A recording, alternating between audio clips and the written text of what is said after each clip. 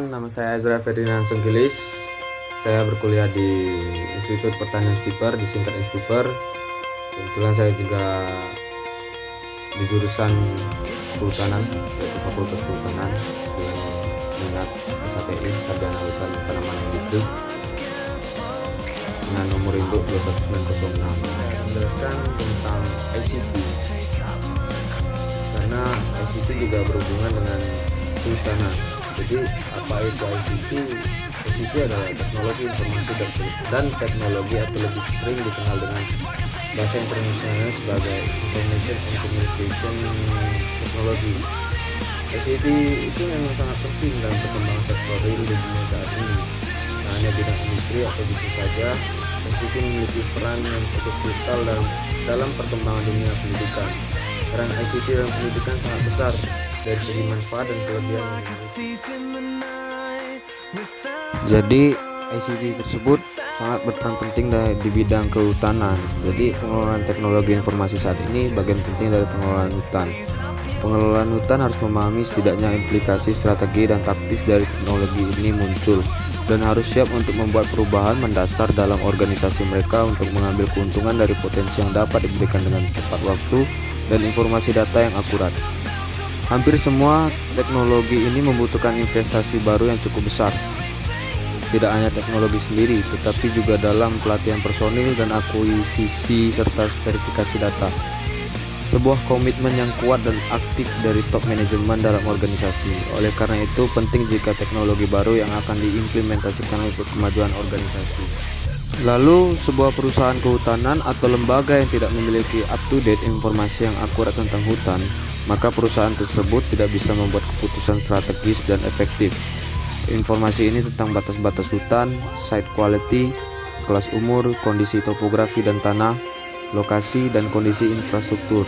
Selain itu juga informasi sumber daya non-kayu seperti potensi rekreasi dan kondisi habitat satwa liar juga menjadi penting untuk perencanaan strategis. Persediaan kayu terus-menerus tentu saja penting, dan model juga harus dikembangkan untuk memproyeksikan pertumbuhan dan hasil ke masa depan, sehingga alternatif strategi dapat diuji dengan menggunakan model simulasi komputer. Lalu pada tahun 2012 penelaahan jurnal Science Tropical Conservation Science memuat artikel dengan judul Menyingsing Ekologi Drone, membahas teknologi udara sebagai alternatif pengutaan penginderaan jauh dengan biaya kompetitif dan kualitas foto bagus. Sejak itu, penggunaan pesawat tak berawak meningkat, baik dari pihak pengembang maupun para peneliti di berbagai bidang yang mencari tahu bagaimana perangkat-perangkat ini dapat digunakan secara baik di bidang riset. Di bidang riset, baik manajemen kehutanan dan bentang alam. Seperti halnya penggunaan teknologi lain-lain, ada pro kontra. Pertanyaan seputar. Lalu dengan menggunakannya teknologi seperti drone juga dapat melakukan jangkauan sekitar 2000 hingga 4000 hektar dalam satu misi. Dibutuhkan antara 3 dan 4 hari hingga 1 minggu, tergantung cuaca. Jika berangin atau hujan, drone tidak bisa diterbangkan. Lalu keunggulan menggunakan drone juga dapat memantau struktur bentang alam yang sangat kompleks, seperti bentang alam perladangan berpindah dan bentang alam hutan, atau tempat dengan fragmentasi habitat dan plot-plot pertanian kecil yang intens. Di banyak sistem pertanian, pepohonan di lahan pertanian sering terlihat sebagai tanaman pagar. Bisa saya sampaikan.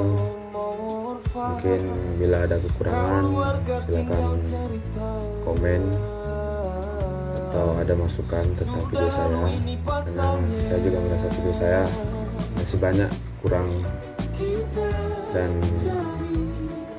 saya juga sudah memberikan contoh tentang gambaran ICT itu di bidang kehutanan. Jadi mungkin kalau kalian semua ingin lebih tahu lebih dalam, silahkan dicari sendiri ya, di Google ada lah, pasti Google udah banyak tuh. Dan juga di masa pandemi ini jangan lupa terus memakai masker ya, karena kita tidak tahu kan apabila COVID bisa menyerang kalian semua. Jadi selalu gunakan masker, cuci tangan, dan kalau tidak ada tempat mencuci tangan bisa menggunakan sanitizer. mungkin itu saja. Terima kasih. Kalau ada kekurangan saya mohon maaf, dan bila ada kesalahan kata yang tidak berkenan di hati para penonton, saya mohon ampun. Terima kasih. Selamat menonton.